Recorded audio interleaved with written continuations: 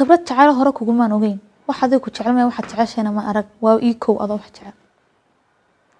ayada khibrad jacayl hore soo maray iiga sheekay sida loogu gudbi karaa xaaladda soo ku sheegay waxaan waa maalmaha hore maalmaha dambe caadiga ay ku soo noqonaysaa maalmahaas waa imisa soo goormay dhamaanayaan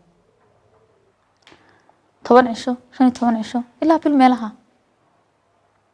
bal way haweeney eegi doonaa mid kale aan kugu daraya